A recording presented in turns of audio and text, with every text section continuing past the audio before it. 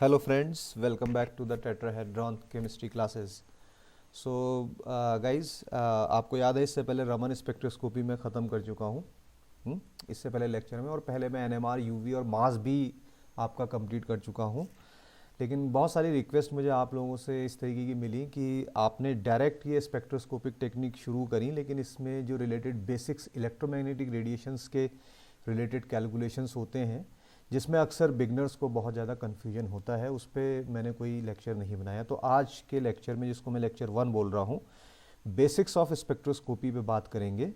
और इस लेक्चर को देखने के बाद, समझने के बाद, आपको ये कंप्लीट आइडिया आ जाएगा कि कैसे आपने एनर्जी को डिफरेंट पैरामीटर्स से रिलेट करना है, लाइक वेवलेंथ से कैसे रिलेट करना है, फ्रीक्वेंसी से कैसे रिलेट करना है, वेव नंबर से कैलकुलेट कैसे करना है, रिलेट कैसे करना है, और किस तरीके से कैलकुलेशन इन पे बेस्ड किए जाने चाहिए, which are very very important to understand the core spectroscopic techniques, right. क्योंकि मैंने कई बार देखा है कि बच्चे समझ नहीं पाते हैं कि अगर एनर्जी इंक्रीज़ हो रही है तो वेव नंबर कहाँ जाएगा, ये सब चीज़ें में प्रॉब्लम अक्सर होती है।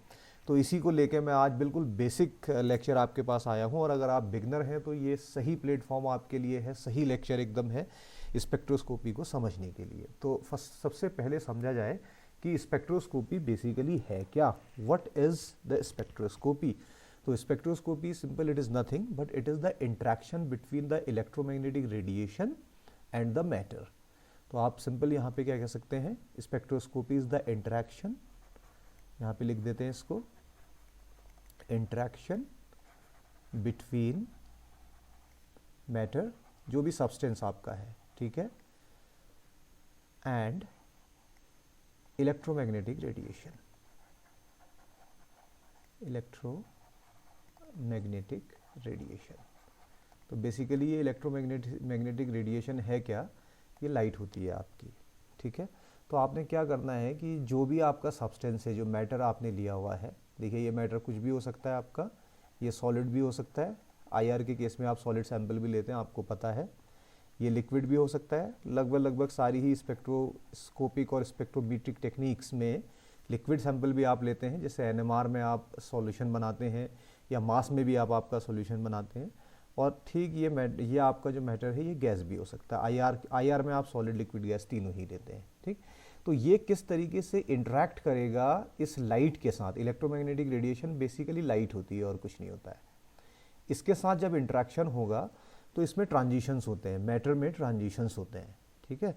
तो बहुत सिंपल वे में अगर आप कहना चाहें तो आप ये कह सकते हैं, spectroscopy is the phenomenon in which there occurs the transition, right, in the matter और in the molecule when this matter और the molecule interacts with the light और द इलेक्ट्रोमैग्नेटिक रेडिएशन। तो वो इंड्यूस ट्रांजिशन कौन कौन से हो सकते हैं? अगर वो ट्रांजिशन आपका इलेक्ट्रॉनिक एनर्जी लेवल्स के बीच में है, that mean E1 to E2, E0 to E1, तो आप क्या करते हैं, यूवी स्पेक्ट्रोस्कोपी कर रहे होते हैं। तो यहाँ से आप ऐसे जनरल आइडिया भी समझ सकते हैं कि अगर मान लीजिए ट्रांजिशन हो रहा है एनर्जी लेवल्स के बीच में, ठीक है, जैसे ये E1 से E2 में हो रहा है, तो इसमें आप यूवी स्पेक्ट्रोस्कोपी पढ़ रहे होते हैं, ठीक। लेकिन अगर यही ट्रांजिशन आपका वाइब्रेशनल एनर्जी लेवल्स में होता है, जैसे मान लीजिए V1 से V2 हो रहा है या V0 से V1 हो रहा है, तब आप IR स्पेक्ट्रोस्कोपी पढ़ रहे होते हैं, ठीक है। लेकिन अगर यही ट्रांजिशन आपका मान लीजिए J1 से J2, रोटेशनल, J यहाँ पे रोटेशनल क्वांटम नंबर है, रोटेशनल एनर्जी लेवल्स में हो रहा है, तब आप यहाँ पे जनरली माइक्रोवेव स्पेक्ट्रोस्कोपी पढ़ रहे होते हैं, ठीक। और माइक्रोवेव के अलावा आप इसमें रमन भी पढ़ सकते हैं, ठीक, कई चीज़ें इसमें हो सकती हैं। तो जनरल आइडिया आप ये समझिए, इस तरीके के ट्रांजिशन मैटर करता है, और इस मैटर में जो आपके ट्रांजिशन होते हैं, इस वजह से आपकी स्पेक्ट्रोस्कोपी होती है। Simply what it says that spectroscopy is the interaction between the matter and the electromagnetic radiations, and when the matter interacts with the electromagnetic radiation, then there occurs the transitions between the energy levels, right। और energy levels में transition जब होता है तो इसी को आप study करते हैं स्पेक्ट्रोस्कोपी में। फिलहाल तो बेसिक इतनी सी बात समझें आप, और कुछ नहीं। लेकिन जब बात आती है कि इलेक्ट्रोमैग्नेटिक रेडिएशन की बार बार बात आती है, और यहीं से सारा का सारा जो है बिगनर्स को प्रॉब्लम शुरू होती है कि इलेक्ट्रोमैग्नेटिक रेडिएशन है क्या। तो सबसे पहले तो जाने कि why we are calling this light as the electromagnetic radiation, क्यों हम इस लाइट को इलेक्ट्रोमैग्नेटिक रेडिएशन बोल रहे हैं। इसलिए बोल रहे हैं क्योंकि जो लाइट होती है आपकी, इसका अपना एक इलेक्ट्रिक फील्ड होता है, तो यहां पे हम लिख सकते हैं इलेक्ट्रिक फील्ड, ठीक है, और ये एक वेक्टर है, तो इसके ऊपर आप ऐसे साइन लगा सकते हैं।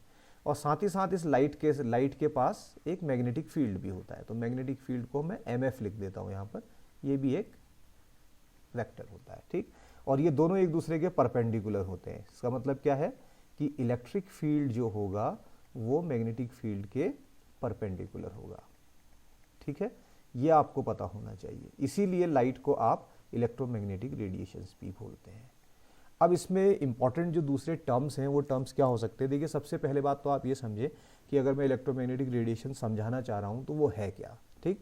तो उसको समझने के लिए आप ऐसे देख सकते हैं। देखिए, मान लीजिए इस तरीके से आपने ये कोऑर्डिनेट ले रखे हैं। तो मान लीजिए ये Z कोऑर्डिनेट है आपका, ये X कोऑर्डिनेट है, और ठीक इसी तरीके से यहाँ पे आपका कहीं पर Y कोऑर्डिनेट भी होगा। तो ये XYZ एक्सिस है बेसिकली, आप ये मान लें। और जब भी आप इलेक्ट्रोमैग्नेटिक रेडिएशंस के इलेक्ट्रिक फील्ड या मैग्नेटिक फील्ड की बात करते हैं, आप साइन वेव से डील कर रहे होते हैं, ठीक है। आपकी जो वेव होती है वो साइन वेव होती है।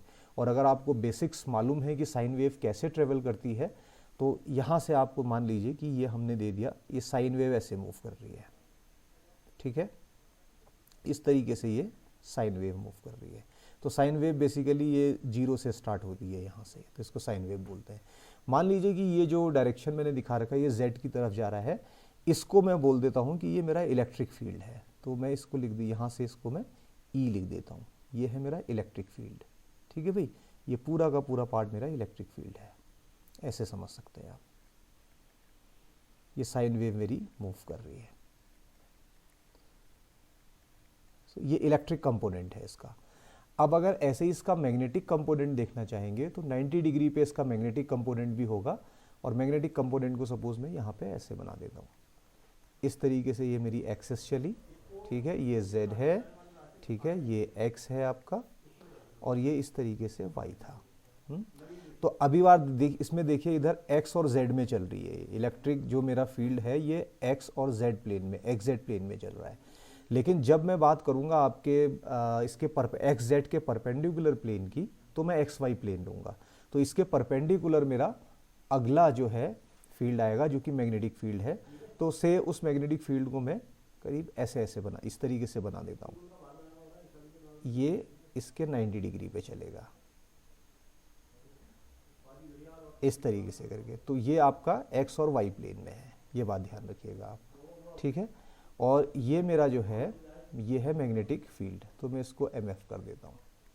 ये मेरा इलेक्ट्रिक फील्ड है, दोनों एक दूसरे के परपेंडिकुलर चलते हैं, और इसको मैं ऐसे शो कर देता हूँ, ठीक है। अब अगर मैं इन दोनों को कंबाइंड करता हूँ और कंबाइंड करने के बाद एक पिक्चर बनाता हूँ जिससे मेरे को कंप्लीट इलेक्ट्रोमैग्नेटिक रेडिएशन की पिक्चर दिखे, तो वो पिक्चर कैसी दिखेगी उसको जानने की कोशिश करते हैं। तो मैं इसका कंबाइंड इफेक्ट यहाँ पे शो करता हूँ, कंबाइंड पिक्चर ऐसे लिख देते हैं, कोई प्रॉब्लम नहीं है, ठीक। तो कंबाइंड पिक्चर कैसा दिखेगा, देखिए वो कुछ ऐसा दिखेगा आपका। तो इस पिक्चर को अगर आप बहुत ध्यान से देखें तो इसमें आपको साफ नज़र आ रहा है। देखिए, ये रेड वाला जो मेरा पार्ट है, ये वाला, ये पूरा का पूरा मेरा इलेक्ट्रिक फील्ड है, और ये मेरी साइन वेव है, ठीक। ठीक इसी तरीके से अगर मैं इसके परपेंडिकुलर देखता हूँ तो परपेंडिकुलर फिर मेरे ये मैग्नेटिक फील्ड चल रहा है, इस तरीके से। ये इसका कंबाइंड इफेक्ट है, दोनों 90 डिग्री पे एक दूसरे के रहते हैं। मैग्नेटिक फील्ड को हम E से रिप्रेजेंट करते हैं, वेक्टर है तो एक एरो लग जाएगा, और मैग्नेटिक फील्ड को आप B से शो करते हैं, ठीक है, इसके ऊपर भी एक वेक्टर लग जाएगा। बस यही इलेक्ट्रोमैग्नेटिक रेडिएशन के बारे में आपने जानना है। अब इसके बाद इसमें देखिए डिफरेंट टर्म्स आते हैं कि इलेक्ट्रोमैग्नेटिक रेडिएशंस में अलग अलग टर्म्स होते हैं, उनको जानना आप लोगों के लिए बहुत ज़रूरी है। तो मैं वापस से पिछली स्लाइड में जाता हूँ, और इस स्लाइड में सबसे पहले मैं आपको एक्सप्लेन करने की कोशिश करता हूँ एक इम्पॉर्टेंट बात, what is wavelength. Wave length, और वेवलेंथ को अक्सर आप लैम्डा से शो करते हैं, इसको 1 करते हैं। अब यहाँ से सिंपल आप ध्यान रखिए, क्योंकि ये लेंथ है, वेव की लेंथ है, तो इसकी यूनिट जो होगी, इसकी जो यूनिट होगी वो लेंथ की यूनिट होगी आपकी। तो इसीलिए इस यूनिट को जनरली आप मीटर में भी ले सकते हैं, आप सेंटीमीटर में भी ले सकते हैं, ठीक है, और आप इसको माइक्रोमीटर में भी ले सकते हैं, आप इसको नैनोमीटर में भी ले सकते हैं। इसके अलावा आप इसको एंगस्ट्रम में भी ले सकते हैं, यहाँ पे एंगस्ट्रम लिख देते हैं, ठीक है, और बहुत सारी यूनिट हो सकती है। लेकिन क्योंकि इलेक्ट्रोमैग्नेटिक वेव्स जो हैं इनके डायमेंशन काफ़ी छोटे होते हैं, तो बेटर है हम मीटर को तो अवॉइड करें, ज़्यादातर हम एंगस्ट्रम और माइक्रोमीटर और नैनोमीटर इनसे आपका डील करते हैं। तो what is the wavelength? Wavelength कुछ नहीं होता है, देखिए क्या होता है, यहाँ से समझेंगे मेरी बात को जो मैं बताना चाह रहा हूँ। ये आपका जो ऊपर की तरफ जो पार्ट होता है इसको बोलते हैं क्रेस्ट, ठीक, और ये जो नीचे वाला पार्ट होता है इसको बोलते हैं ट्रफ, TROUGH, ट्रफ, क्रस्ट और ट्रफ, ठीक है। तो अब क्या होता है, एक क्रस्ट से लेके दूसरे क्रस्ट के बीच की डिस्टेंस ले लीजिए, या एक ट्रफ से लेके दूसरे ट्रफ के बीच की डिस्टेंस आप ले लीजिए, तो बेसिकली वही आपकी वेवलेंथ होती है। तो अगर मैं वेवलेंथ कहना चाहूँ यहाँ पर, तो आप क्या करें, सिंपल इस डिस्टेंस को मेजर कर लें, यहाँ से लेके यहाँ तक की, तो बेसिकली आपकी ये लैम्डा हो जाएगी। या आप इन दोनों के बीच की ले लें, सेंटर से सेंटर तक लेनी पड़ेगी, ये लैम्डा हो जाएगा आपका, ठीक है। तो इसको ये जनरली है क्या, wavelength is the distance between the two crest और the distance between the two troughs. Peak और वैली जो आपकी दिखा रखी हैं, ठीक है, क्रेस्ट को पीक और ट्रफ को वैली भी बोल सकते हैं, इनके बीच की जो डिस्टेंस होती है वही वेवलेंथ कहलाती है, और इसकी यूनिट ये हो सकती है। बाद में यूनिट कन्वर्जन भी देखेंगे कि किस तरीके से किया जाता है, ठीक है। अब जब इसकी बात आ जाती है लैम्डा की, तो दूसरा इंपॉर्टेंट जो पैरामीटर है वो हमारे पास क्या आता है उसको देखेंगे आप। सपोज दूसरा पैरामीटर मेरा है, यहाँ पे मैं इसको लिख देता हूँ नंबर 2, यहाँ पे डाल देते हैं इसको, और इसको मैं बोल देता हूँ से फ्रीक्वेंसी, ठीक है। और फ्रीक्वेंसी को न्यू से रिप्रेजेंट करते हैं, वी जैसा दिखता है बट इसको न्यू बोलते हैं। तो फ्रीक्वेंसी बेसिकली क्या है, ठीक, ये नंबर ऑफ कंप्लीट वेवलेंथ हैं बेसिकली, ठीक है, जो कि आपके एक पॉइंट से पास करेंगी 1 सेकेंड में, ठीक है। तो इसका जो डेफिनेशन आता है वो क्या आता है, number of wavelengths,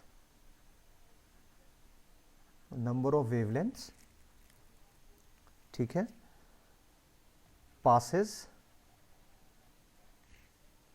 through a given point,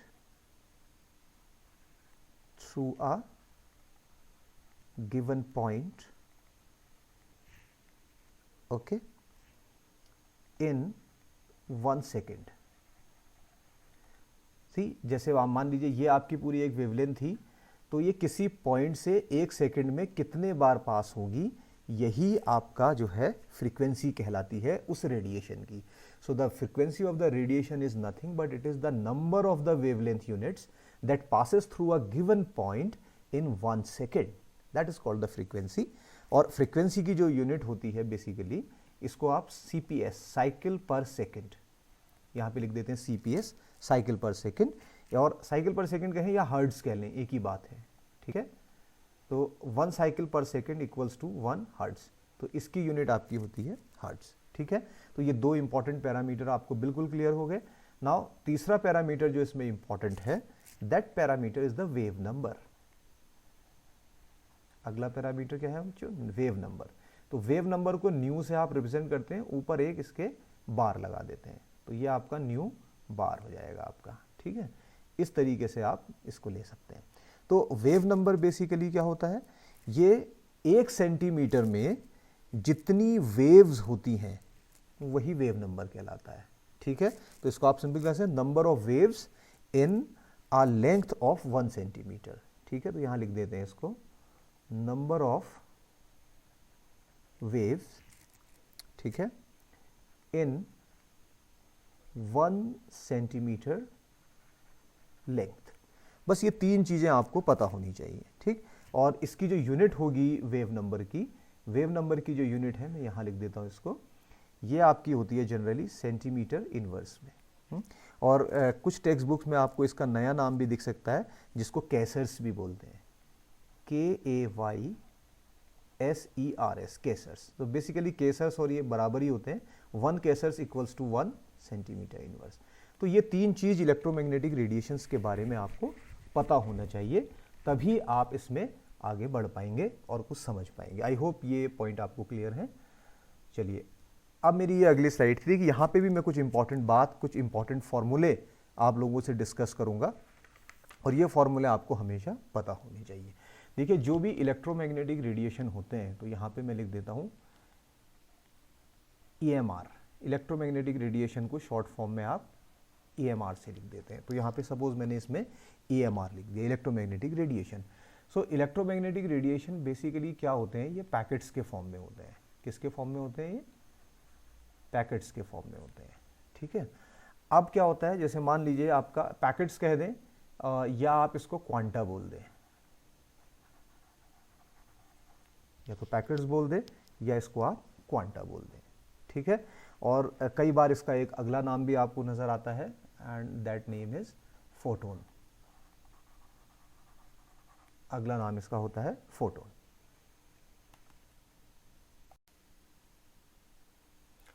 और ये जो फोटोन है या क्वांटा है या एनर्जी का जो पैकेट है, इसकी जो एनर्जी होती है, उस एनर्जी को आप एक सिंपल फॉर्मूले से शो करते हैं, और वो फॉर्मूला है E equals to h nu. ये इसका फॉर्मूला होता है, E equals to h nu is the formula, ठीक है।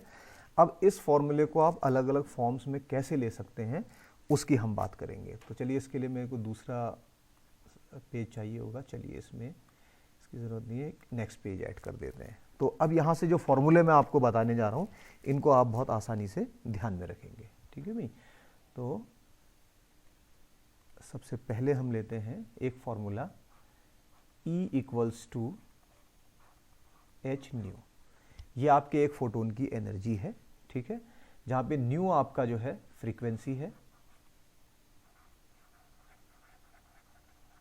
ठीक है। h आपका प्लैंक्स कांस्टेंट है, PLANCK, Planck's constant, Planck's constant. E तो एनर्जी होगी, ठीक है।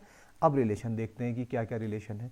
तो उन रिलेशंस को जानने के लिए देखिए, सबसे पहले अगर आपको चाहिए लैम्डा, ठीक है, आपको वेवलेंथ की अगर आपकी बात करें, तो जो पहला जो फॉर्मूला आपका निकल कर आएगा, that formula would be just like that, lambda is equals to 1/ν। तो फ्रीक्वेंसी के इन्वर्सली प्रोपोर्शनल होता है, बस ये आपको पता होना चाहिए, ठीक है।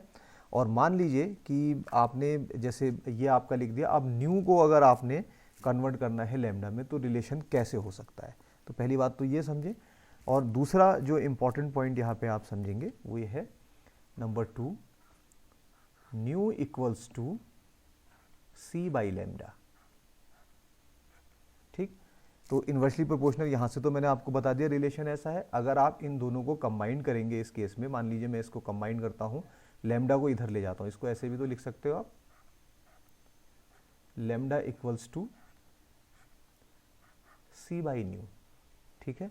तो अब आप यहाँ से देख सकते हैं, ये आपकी लेफ्ट हैंड साइड है, ये भी आपकी लेफ्ट हैंड साइड है, दोनों बराबर हैं, तो राइट हैंड साइड भी आपकी बराबर होगी, ठीक। खैर, इतना कॉम्प्लिकेशंस में जाने की ज़रूरत नहीं है, आप सिंपल फार्मूला यहाँ से देख सकते हैं, जो आप याद रखेंगे, lambda equals to 1/ν, and that 1/ν would be equals to C by nu, ऐसे ले सकते हैं। अभी न्यूमेरिकल में आपको ये और भी क्लियर हो जाएगा, और इसकी यूनिट मैंने आपको पहले ही बता दिया क्या क्या हो सकती हैं। जब भी आप इसकी यूनिट्स की बात करेंगे, तो it could be your centimetre, okay, it could be your micrometre, it could be your angstrom, कुछ भी हो सकती है, इसको ले सकते हैं, ठीक। अब यहाँ से दूसरी बात आती है, अगर आप देखें, इसको कलर चेंज कर लेते हैं, नंबर 2, वेव नंबर्स की अगर आप बात करते हैं, तो वेव नंबर्स के केस में आप देखें, न्यू बार आप लिखते हैं, and that wave number would be equals to 1/λ।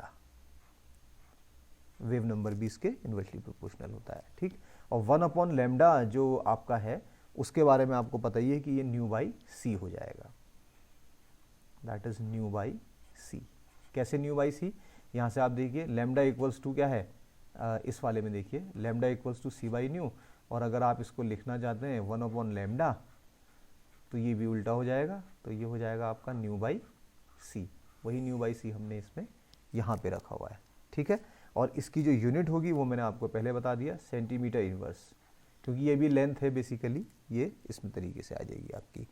अगर आप फ्रीक्वेंसी, फिर से फ्रीक्वेंसी के टर्म्स में देखना चाहते हैं इसको, नंबर 3 अगर मैं यहाँ लिखता हूँ फ्रीक्वेंसी, तो फ्रीक्वेंसी को आप पता है न्यू, और न्यू इक्वल्स टू होता है सी बाई लैम्डा। ये मैंने आपको ऊपर पहले ही बता दिया, nu equals to c by lambda लिख दिया। अब यहाँ से आपको पता है इसको मैं सी इंटू 1 बाई लैम्डा अगर कर दूँ, ऐसे अलग अलग सेपरेट किया जा सकता है, तो 1 बाई लैम्डा इक्वल्स टू क्या है, यहाँ पे देखिए आप न्यू बार है, तो यहाँ से आप इसको लिख सकते हैं सी न्यू बार। तो क्या रिलेशन आपको यहाँ से मिल सकता है, nu equals to c nu bar. तो ये एलिमेंट्री कन्वर्जन्स हैं जो कि आपको पता होने चाहिए। अगर ये नहीं पता होंगे तो फिर स्पेक्ट्रोस्कोपी में बहुत ज़्यादा दिक्कतें आपको आने लगती हैं। अगर इतनी चीज़ें आपको क्लियर हैं तो फिर इसके बाद आपको बहुत ज़्यादा चीज़ें याद करने की ज़रूरत नहीं है, ठीक। अब यहीं से अगर आप एनर्जी की बात करते हैं जो मैंने इससे पहले आपसे करी हुई है, तो सिंपली आप क्या लिख सकते हैं, E equals to h c by lambda. भाई यही तो कर सकते हैं। अगर आप इसको एच सी बाई लेमडा कर सकते हैं तो सिंपली इसी इक्वेशन को आप क्या लिख सकते हैं, एच सी न्यू बार। न्यू बार क्यों? क्योंकि आपको पता है 1 बाई लेमडा इक्वल्स टू क्या होता है, न्यू बार। आपने ये निकाला है, तो एनर्जी का रिलेशन यहाँ पे आपको मिल जाता है। और एक एनर्जी का रिलेशन आपको पता ही है कि जो अभी आप निकाल के आए हैं, E equals to h nu, ये भी आपको पता रहता है पहले से ही। तो आप देखिए E equals to h c nu bar और E equals to nu, right. तो यहाँ से क्या होता है कि जो एनर्जी होती है ये प्रोपोर्शनल रहेगी फ्रीक्वेंसी के, और ये प्रोपोर्शनल रहेगी वेव नंबर के, लेकिन ये इन्वर्सली प्रोपोर्शनल रहेगी वेवलेंथ की। तो ये एक इम्पॉर्टेंट रिलेशन है जो आप लोगों को हर हाल में पता होना चाहिए, ठीक है। इस तरीके से आप इसको देख सकते हैं। आई होप कि ये पॉइंट्स आपको क्लियर होंगे। अब देखिए इसके बाद जो बहुत इंपॉर्टेंट पॉइंट मैं आपको बताने जा रहा हूं, ये आपकी स्पेक्ट्रोस्कोपी की बेसिक नॉलेज को इतना स्ट्रॉन्ग कर देगी कि आप बहुत कॉन्फिडेंट हो जाएंगी कि कैसे रेंजेस याद रखनी। क्योंकि मैंने अक्सर देखा है स्टूडेंट्स को ये प्रॉब्लम रहती है कि भाई एनएमआर में कौन सा रेडिएशन यूज़ है, ठीक है, और यूवी में कौन सा रेडिएशन यूज़ है, इनकी क्या रेंजेस होती हैं, एनर्जी किसकी ज़्यादा किसकी कम, ये प्रॉब्लम होती हैं। तो इस प्रॉब्लम को दूर करने के लिए एक निमोनिक मैंने यहाँ पे बनाई है, और ये निमोनिक आप लोगों के लिए बहुत यूज़फुल हो सकती है। इस निमोनिक को देखें क्या है, और इस निमोनिक को बिल्कुल आप रट लें, इसको याद कर लें एकदम। वो क्या है देखिए, निमोनिक नेमरस्क, NEMRXG,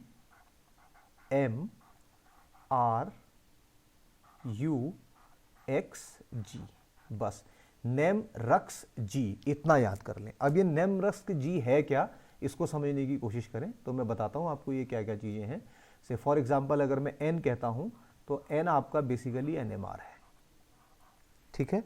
अगर मैं E कहता हूं तो E को मैं ऊपर लिखता हूं, आपका ये है ESR, electron spin resonance. NMR is the nuclear magnetic resonance, ESR is the electromagnetic radiation. Then आपका M आता है, M आपका माइक्रोवेव स्पेक्ट्रोस्कोपी है, माइक्रोवेव स्पेक्ट्रोस्कोपी, ठीक है, माइक्रोवेव रेडिएशन आप इसको बोल सकते हैं।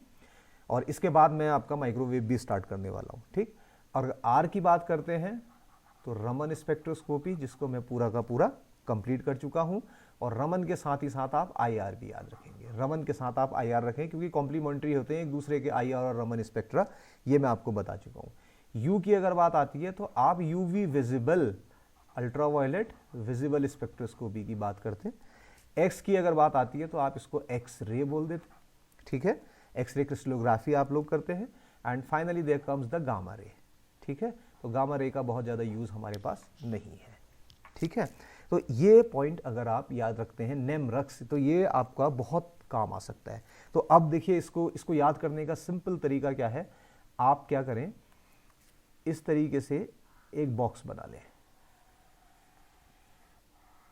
और ये बॉक्स बिल्कुल वैसा ही है जैसा कि मैंने ऊपर बताया हुआ है। मान लीजिए ये बॉक्स आपने ड्रॉ कर लिया, और इस बॉक्स में लगभग 7 पार्टीशन कर दीजिए, 1 2 3 4 5 एंड 7। बस अब ये पार्टीशन करने के बाद मैं आपको बताता हूँ क्या करना है। पहला क्या था, NMR, तो यहाँ पे NMR लिख दीजिए, ठीक है।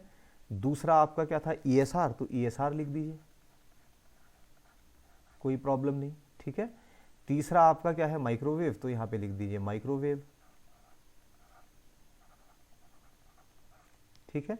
माइक्रोवेव के बाद आपका क्या है, रमन और IR है, तो सिंपल आप क्या करें, रमन लिखें ऊपर और नीचे IR लिख दें, इसमें तो कोई दिक्कत नहीं। और ऐसे ही ये वाला UV विजिबल है, तो अगले में आप यहाँ पे लिख दीजिए UV और यहाँ पे विजिबल, ठीक है। फिर UV विजिबल के बाद आप नेक्स्ट लिख दें एक्सरे, तो यहाँ पे एक्सरे आ जाएगा, ठीक। और एक्सरे के बाद फिर फाइनली आपके गामा रे आ जाएंगे। बस ऐसे बॉक्स बन गए। अब जो आपको सिंपल सा तरीका है मैं आपको याद बता देता हूँ क्या है, डिक्रीजिंग ऑर्डर में चलिए। 10 देखिए क्या करते हैं, पहले सब जगह हम क्या करते हैं, 10 लिख लेते हैं। जैसे मैंने यहाँ पे 10 लिख दिया, यहाँ पे भी 10 में लिख देता हूँ और यहाँ पे 1 लिख देता हूँ और बाकी सब जगह फिर 10 लिख देता हूँ। 10 10 10 10 और 10 ये लिख दिया। अब क्या करें, यहाँ 4 लिख दीजिए और 2 यूनिट का डिफरेंट, इसमें 2 यूनिट की जो है सब्सट्रैक्शन करते चले। 10 इज द पावर 4 पहले लिख दिए, फिर 10 इज द पावर 2 लिख दीजिए, ठीक। 1 की जगह 1 है। अब यहाँ पे लिख दीजिए 10 इज द पावर -2, यहाँ पे लिख दीजिए 10 इज द पावर -4, ठीक है। फिर यहाँ पे 10 इज द पावर -6 और यहाँ पे 10 इज द पावर -8 और यहाँ पे 10 इज द पावर -10, ये लिख दीजिए। बेसिकली ये आपकी हैं वेवलेंथ, ये है वेवलेंथ और इन सब की यूनिट है सेंटीमीटर में। बस इतना आपने ध्यान रखना है, ठीक है। अब ये देखिए फॉर्मूला आपके पास क्या था, अगर आप याद करें, जो आपका वेवलेंथ था, ठीक है, ये इनवर्सली प्रोपोर्शनल किसके था, फ्रीक्वेंसी के, ठीक है। या आपके फ्रीक्वेंसी ना कह के हम कह दें वेव नंबर, तो इसको थोड़ा सा डिलीट कर देते हैं, तो इसको हम लिख देते हैं लैम्डा इक्वल्स टू 1/वेव नंबर। तो अगर आपने अब इसका वेव नंबर चाहिए तो वेव नंबर के लिए आप सिंपल क्या करें, रेसिप्रोकल करते हुए चले। देखिए अगर आप इसके लिए करना चाहते हैं रेसिप्रोकल NMR के लिए, तो आप क्या लिख सकते हैं, 1/, यहां पे मैं लिख देता हूं वेव नंबर ना, 1/λ, इसी रिलेशन से आ जाएगा ऊपर वाले से, ठीक है। तो ये आ जाएगा 1/10⁻⁴ और ये आपका कितना आ जाएगा, 10⁻⁻⁴। तो यहाँ पे आप क्या लिख सकते हैं, 10⁻⁻⁴। ऐसे ही बाकी भी कन्वर्ट कर लीजिए, तो ये आपका 10⁻⁻2 हो जाएगा, ये 1 है, और इसका रेसिप्रोकल करेंगे तो ये 10⁻², ये 10⁻⁴, 10⁻6, देन 8 और 10⁻10। तो ये सिंपल आपके वेव नंबर हो जाएंगे, ठीक है। और वेव नंबर की यूनिट आपको पता है किस में होती है, सेंटीमीटर इनवर्स में होती है। तो यहाँ तक तो कोई प्रॉब्लम है नहीं। अब आप क्या कर सकते हैं भाई, इसी को एनर्जी में भी कन्वर्ट कर सकते हैं। तो एनर्जी में कन्वर्ट करने के लिए फॉर्मूला आपको पता है, अगर आपको फ्रीक्वेंसी पता है, देखिए फॉर्मूला क्या था, न्यू इक्वल्स टू C/λ। भाई आपने अगर न्यू पता करना है ना, इसके लिए न्यू पता अगर आपने करना है तो ऐसा करते हैं, मेरे को थोड़ी स्पेस की ज़रूरत पड़ेगी, तो मैं यहाँ से स्पेस अपना थोड़ा क्लियर कर लेता हूँ। नीचे लिखते हैं इसको, ठीक है। मेरे पे है nu equals to C/λ, okay. C आपको पता है कितना होता है, C का वैल्यू स्पीड ऑफ लाइट, ठीक है, 3 × 10⁻10 ऐसे लिख लेते हैं, और ये है सेंटीमीटर पर सेकेंड में। याद रखिए क्योंकि यहाँ पे यूनिट मेरी जो है सेंटीमीटर और सेंटीमीटर इनवर्स में है, तो यहाँ पर भी मुझे ये सेंटीमीटर में ही रखना पड़ेगा, मीटर में नहीं रख सकता मैं इसको, ठीक है। डिवाइडेड बाय वेवलेंथ, भाई वेवलेंथ कितनी है, यहाँ पे देखें 10⁻⁴ सेंटीमीटर है, तो मैं क्या कर सकता हूँ, इसको 10⁻⁴ सेंटीमीटर कर देता हूँ, राइट। तो क्या होगा, यहाँ से अगर आप कैंसिल करना चाहें तो सेंटीमीटर से सेंटीमीटर कैंसिल हो जाएगा, और जब इस पैरामीटर को आप सॉल्व करके निकालेंगे तो ये आपका आ जाएगा 3 × 10⁻⁴ 10 ऊपर था, -4। भाई आपको ये मालूम ही होगा आपका कि अगर आपके पास है 10 raise the power 10 divided by 10 raise the power 4, तो आपका इसको ऐसे लिख सकते हैं 10 common, 10 -4 that is equals to 10 raise the power 6। ठीक है, तो ये आ जाएगा आपका 10 -4, so that would be equals to 3 into 10 raise the power 6 second inverse. ठीक है, अब सेकेंड इनवर्स कहो चाहे हर्ट्ज कहो भाई, आप कोई प्रॉब्लम नहीं है, साइकिल पर सेकेंड कहें चाहे वो कहे, बात एक ही है।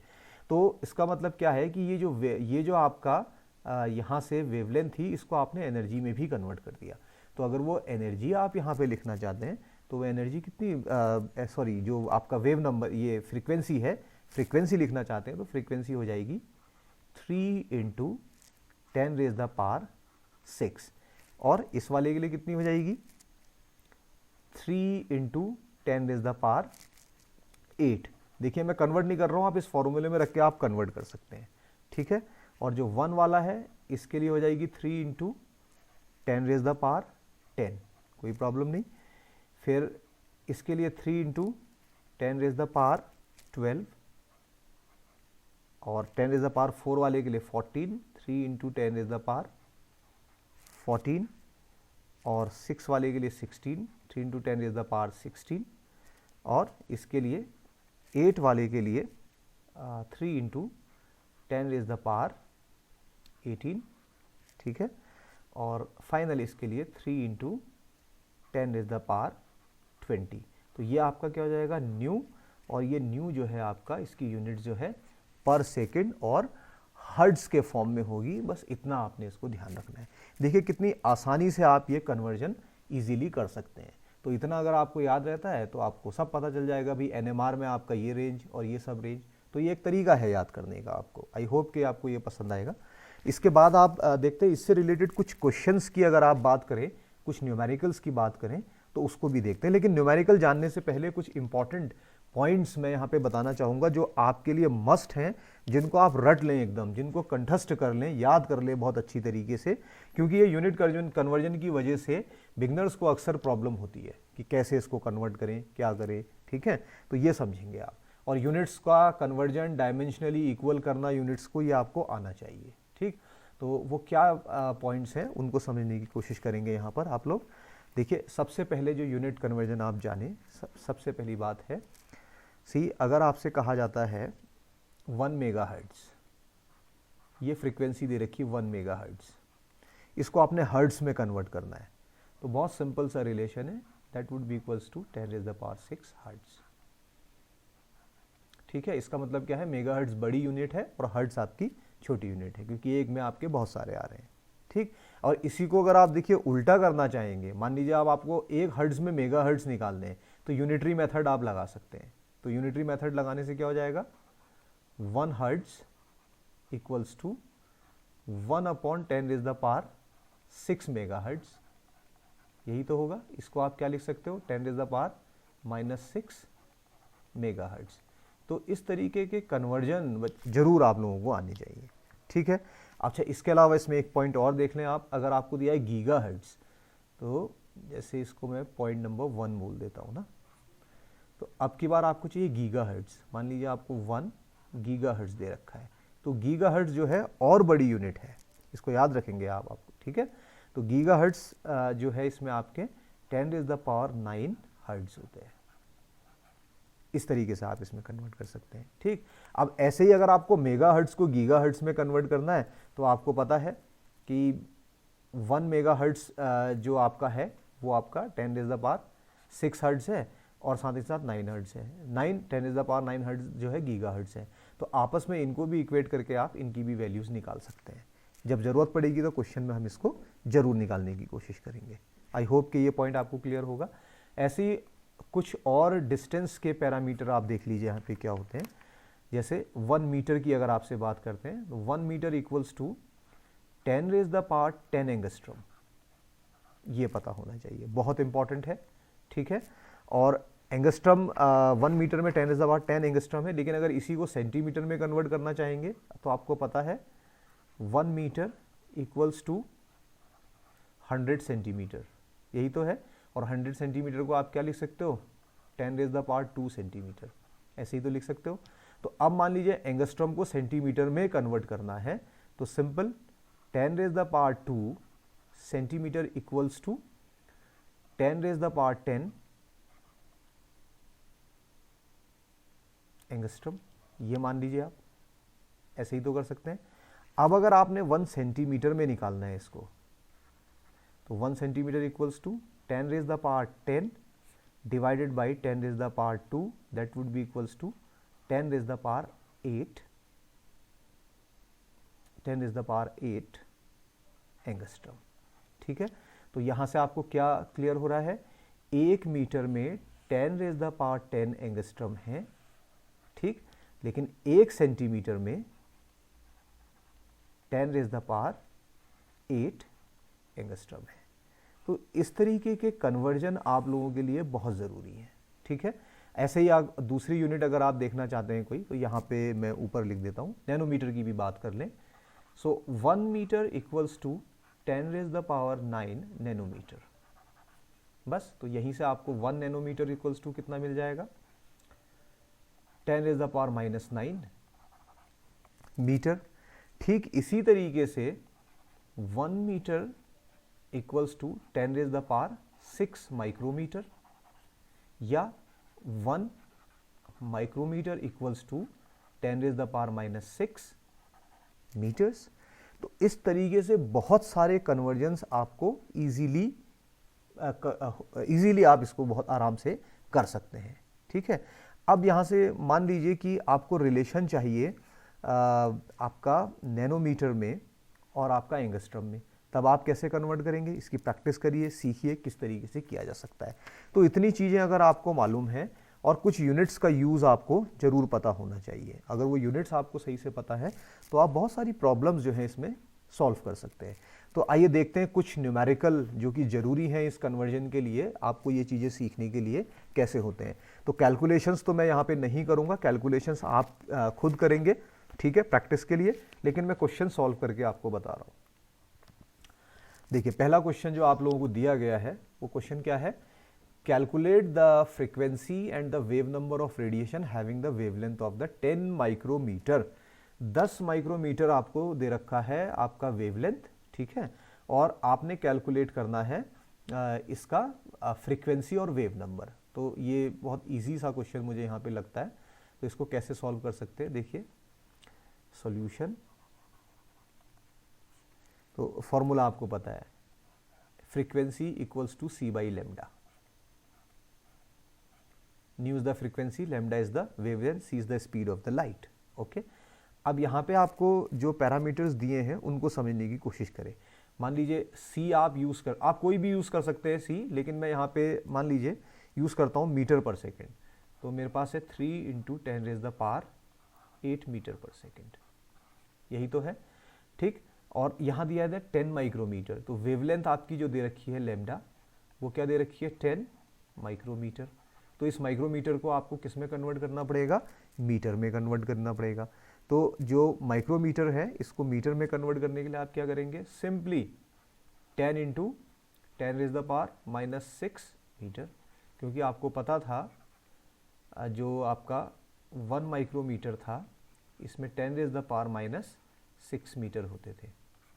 अभी आपने इससे पहले देखा हुआ है, ठीक है भाई। देखिए पिछली स्लाइड में दिखा भी देते हैं आपको, यहाँ देखिए ये मिल गया 1 माइक्रोमीटर 10⁻⁻6 मीटर, ठीक है। तो अगली स्लाइड में आप इस रिलेशन को लगा सकते हैं। तो c का वैल्यू है 3 × 10⁸ मीटर पर second, and that should be divided by 10 × 10⁻⁻6 metre. यहाँ तक तो कोई प्रॉब्लम नहीं है, ठीक है। तो जैसे ही आप इसको यहाँ से लगाएंगे, इस कन्वर्जन फैक्टर को आप लगाएंगे, तो आपको मिल जाएगा, से मीटर कैंसिल कर देते हैं, ओके। और ये आपका आ जाएगा 0.3 × 10⁻14 सेकेंड इनवर्स। भाई ऐसा ही तो आएगा, ठीक है। क्यों? क्योंकि ये -6 ऊपर जाके क्या +6 हो जाएगा, ठीक है। तो जैसे मान लीजिए अगर आप बहुत बिगनर हैं और छोटी छोटी चीज़ें नहीं जानते, तो 10⁸ पहले से ही था, डिवाइडेड में आपका क्या है 10⁻6 है। जैसे ही इसको ऊपर ले जाएंगे तो ये प्लस हो जाएगा, तो बेस इनका क्योंकि सेम है तो पावर इनकी ऐड हो जाएंगी, 8 + 6 = 14, तो ये 14 हो जाएगा आपका। और अगर आप इसको और सिंप्लीफाई करते हैं तो 3.0 × 10⁻13 सेकेंड इनवर्स। डेसिमल को जब आप एक प्लेस राइट हैंड की तरफ शिफ्ट करते हैं तो एक पावर माइनस करनी पड़ती है, और जब लेफ्ट हैंड की तरफ शिफ्ट करते हैं तो एक पावर ऐड करनी पड़ती है, ठीक है। तो सेकेंड इनवर्स कहें चाहे हर्ट्ज कहें, तो इसका आंसर आप ऐसे निकाल सकते हैं।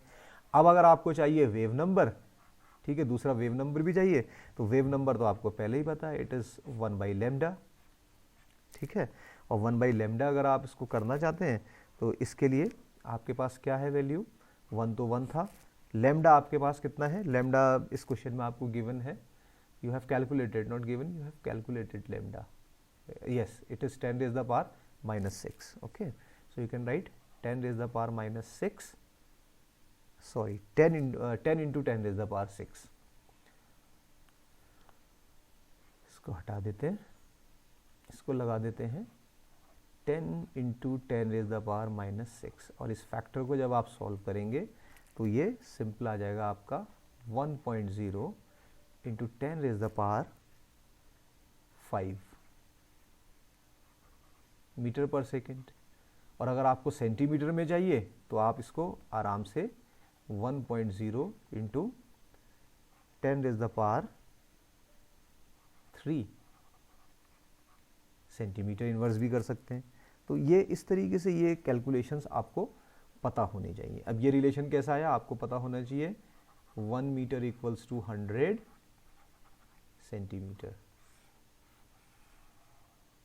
ज़्यादा है, ठीक है, इसलिए आ जाएगा आपका। तो इस तरीके से ऐसे क्वेश्चन सॉल्व हो सकते हैं। चलिए अगली प्रॉब्लम की तरफ मूव करते हैं।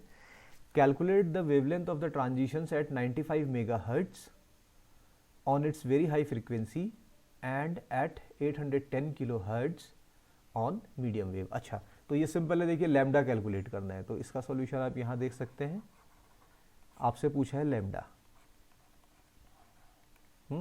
और दे क्या रखी है आपको, न्यू फ्रीक्वेंसी दे रखी है, भाई मेगाहर्ट्ज में तो फ्रीक्वेंसी ही होगी, इसको हम मेगाहर्ट्ज लिख सकते हैं आपका।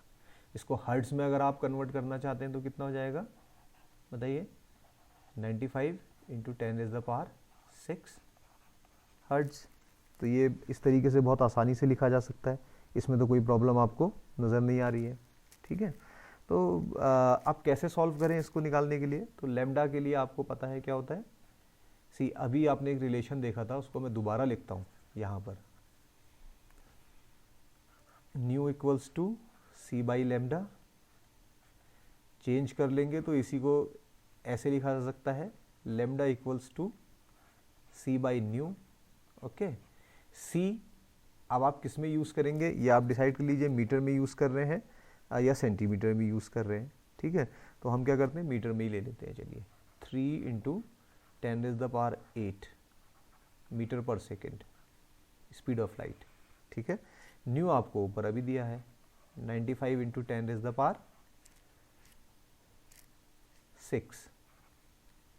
हर्ट्ज और सेकेंड इनवर्स एक ही बात है भाई, ऐसे लिख सकते हैं, ठीक है। हर्ट्ज लिखें या सेकेंड, सॉरी वहाँ पे दिख नहीं रहा, नीचे लिख देते हैं सेकेंड इनवर्स, ऐसे लेते हैं। इसको आप सॉल्व कर लीजिए, तो मैं तो फिलहाल अभी इसको सॉल्व पहले ही करके बैठा हूँ। इनफैक्ट ये प्रॉब्लम सॉल्व प्रॉब्लम्स हैं टेक्स्ट बुक की। So it is 158 metres. क्यों? क्योंकि सेकेंड इनवर्स से सेकेंड इनवर्स कैंसिल हो जाएगा, ठीक। तो फाइनल यूनिट आपकी मीटर बचेगी। अब अच्छा, दूसरे में क्या बोलता है कि ये किलो हर्ट्ज की बात करता है, तो ये वाली प्रॉब्लम आप खुद सॉल्व करेंगे, मैं आपको सिर्फ यहाँ पे एक हिंट दे देता हूँ, ठीक है। 1 किलो हर्ट्ज = 10⁻³ हर्ट्ज, ठीक है। तो यहाँ से आप इसको हर्ट्ज में अगर कन्वर्ट करना चाहेंगे 810 किलो हर्ट्ज को, तो ये सिंपल हो जाएगा 810 × 10⁻³ हर्ट्ज, ठीक है। और अगर चलिए इसको सॉल्व ही कर देते हैं, जब इतना कर ही लिया है तो फिर दिक्कत क्या है। तो लैम्डा इक्वल्स टू सी ले लेते हैं, 3 इंटू 10⁸ मीटर पर सेकेंड, और यहाँ पे आप लिखते हैं 810 into 10⁻³ second inverse. Again I forgot the thing, you should write second inverse also. एक ही बात है दोनों ही केसेस में। तो इस केस में भी आप देखें सेकेंड इनवर्स को कैंसिल कर देगा, ठीक है।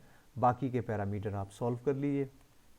कैलकुलेटर, अगर आप जैम गेट दे रहे हैं तो वहाँ पे तो कैलकुलेटर है आपके पास। नेट में तो खैर इस तरीके के क्वेश्चन नहीं पूछते हैं जिसमें इतना लेंदी कैलकुलेशंस हो, लेकिन फिर भी कैलकुलेशन आने में कोई बुराई नहीं है, आप इसको सीख सकते हैं, ठीक है। जैसे इसको सॉल्व करेंगे that will give you 370 metres, तो ये इसका आंसर हो जाएगा। तो ऐसी बहुत सारी प्रॉब्लम्स आप इजीली सॉल्व कर सकते हैं। चलिए अगली प्रॉब्लम, अच्छा 2 प्रॉब्लम यहाँ पे लिखी हुई हैं, तो इन प्रॉब्लम्स को देखिए कि कैसे ये सॉल्व की जा सकती हैं। तो पहला जो प्रॉब्लम है वो क्या कहता है, calculate the frequency of the radiation in hertz of wavelength 350 nanometre. अच्छा ये क्वेश्चन जो है बहुत इजी सा नज़र आता है, बहुत ज़्यादा टाइम इसमें देने की ज़रूरत नहीं है। So what you have given, चलिए वाइट से करते हैं, you have been given lambda, okay, you have been given lambda equals to 350 nanometre. आपने निकालना क्या है, फ्रीक्वेंसी, आपने निकालना है न्यू। अच्छा तो ये तो आपको पता है nu equals to c by lambda, ठीक है। तो अगर आप यूज़ करते हैं, मान लीजिए आप यूज़ कर रहे हैं 3 इंटू 10⁸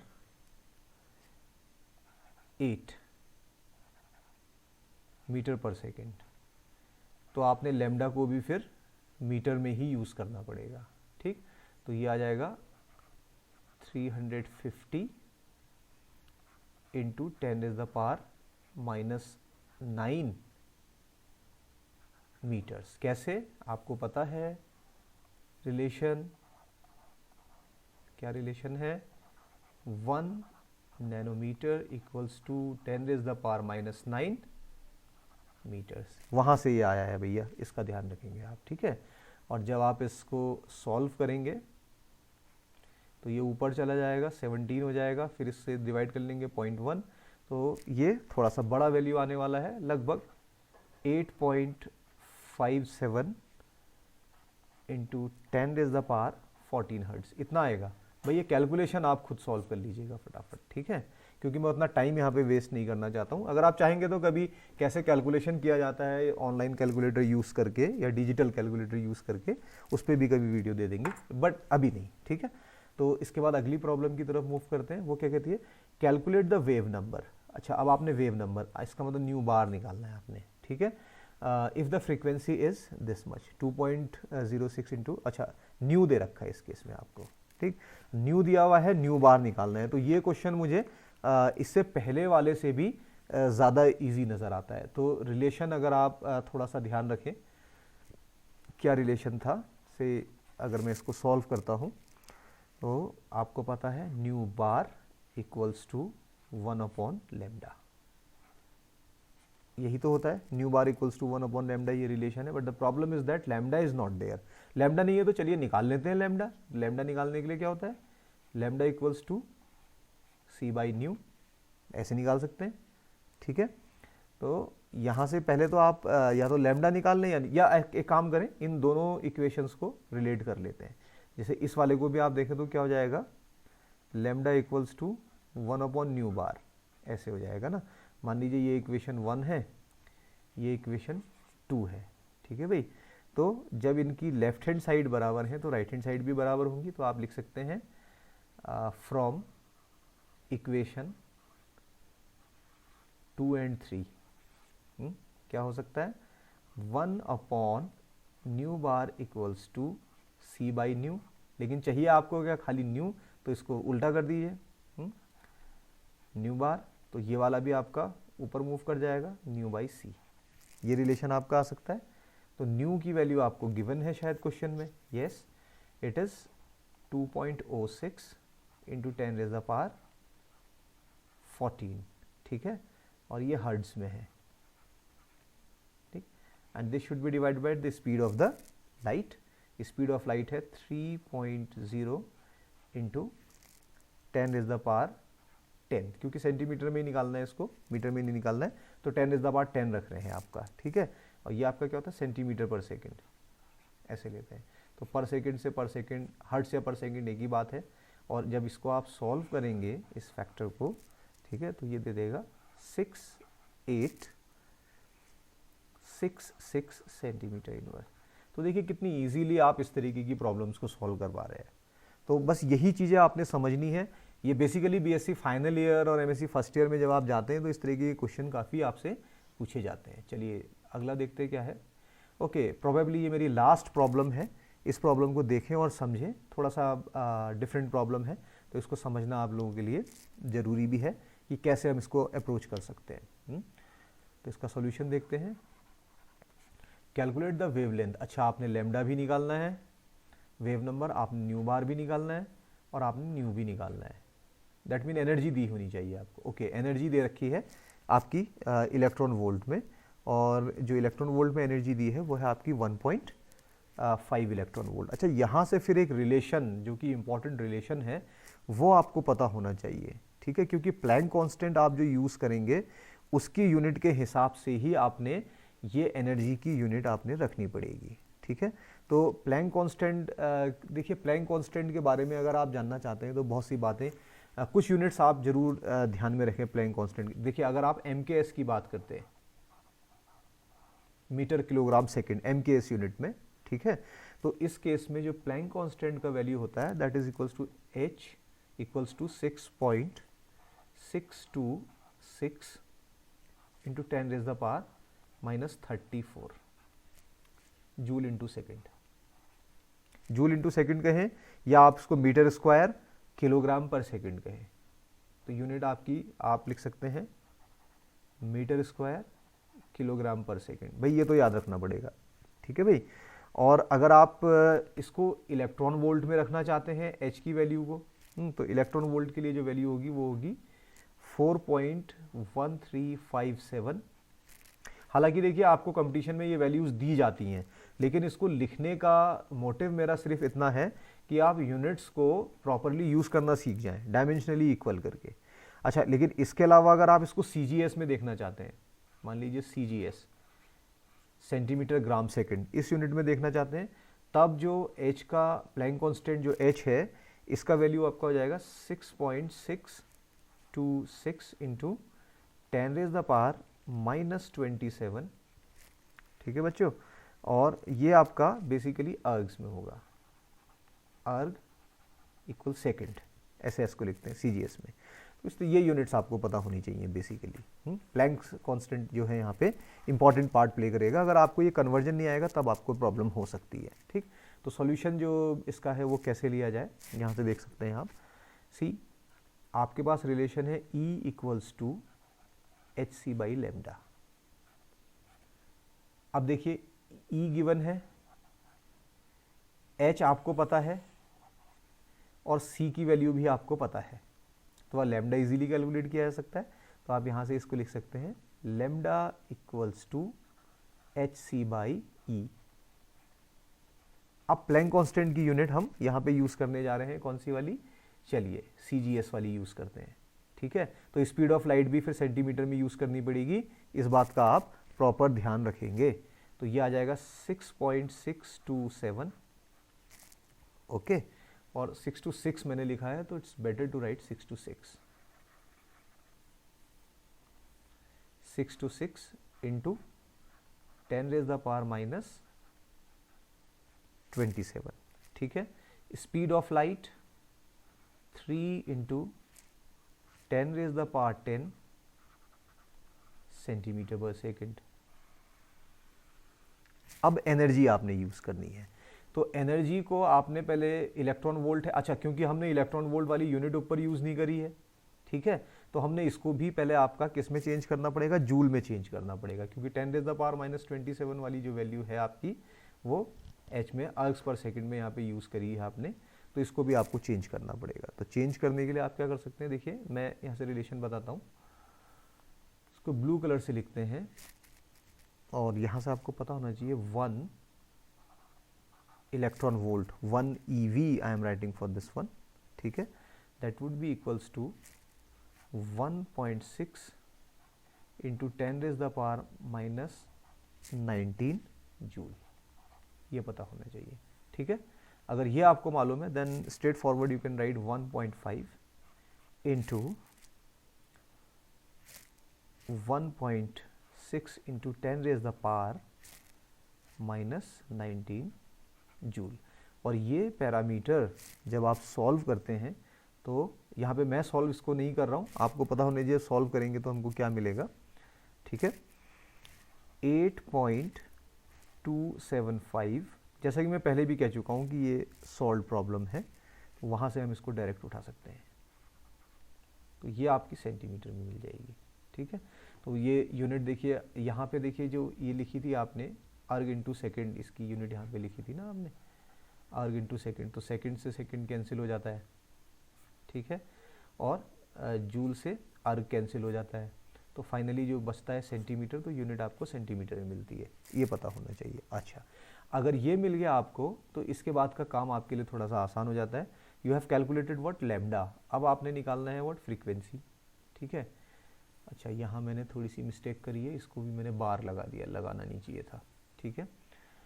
अब आपको क्या चाहिए, इसमें फ्रीक्वेंसी चाहिए, तो फ्रीक्वेंसी के लिए अभी आपने इससे पहले रिलेशन देखें, देखिए प्रीवियस पेज में जाइए, फ्रीक्वेंसी आप कैसे निकालते हैं, nu equals to c by lambda, तो बस इसमें भी यही आपने करना है, nu equals to c by lambda, ठीक है भाई। तो सी आप क्या यूज़ करेंगे, 3 इंटू 10⁻10 सेंटीमीटर पर सेकेंड, इसको डिवाइड करेंगे लैम्डा से जो अभी आपने कैलकुलेट किया 8.275 इंटू 10⁻⁻5, ठीक है, सेंटीमीटर, कैंसिल कर दीजिए इससे इसको, और जब ये वाला फैक्टर आप सॉल्व करेंगे तो आपको ये मिलेगा 3.62 इंटू 10⁻14 हर्ट्ज, ये मिल गया। The moment you get this, तो आपको अगला क्या निकालना है, वेव नंबर, ठीक है।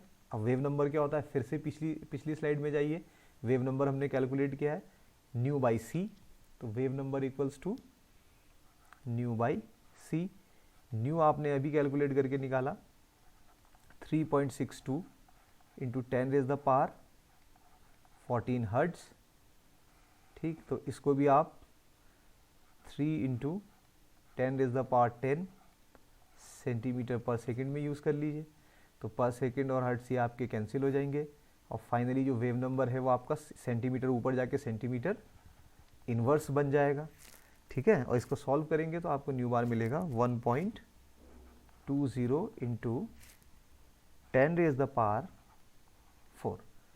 तो इस तरीके से देखिए आपने सारे पैरामीटर कैलकुलेट कर लिए और कोई प्रॉब्लम इनको सॉल्व करने में आपको नहीं हुई। तो आई होप इस तरीके से आप कई सारी प्रॉब्लम खुद से सॉल्व कर सकते हैं। इतनी प्रैक्टिस मेरे हिसाब से काफ़ी है। आपको जहाँ से जितनी प्रॉब्लम मिले उतनी प्रॉब्लम आप सॉल्व करते रहें और सीखें, और ये बहुत इंपॉर्टेंट पार्ट आपके लिए है। इसके बाद देखिए मैं एक आध लेक्चर और जो है आपके लैम्बर्ट बियर्स लॉ और इस पे जो जनरल स्पेक्ट्रोस्कोपी का पार्ट है उसको करेंगे। फिर मैं माइक्रोवेव स्पेक्ट्रोस्कोपी स्टार्ट करने जा रहा हूँ, जो कि आपके CSIR नेट, गेट, TIFR और वेरियस अदर्स जो यूनिवर्सिटी एग्जामिनेशन है या PhD एंट्रेंस एग्जामिनेशन है वहाँ आपके काम आने वाला है। ठीक है, आई होप कि आपको ये पसंद आया होगा। चलिए, थैंक यू वेरी मच।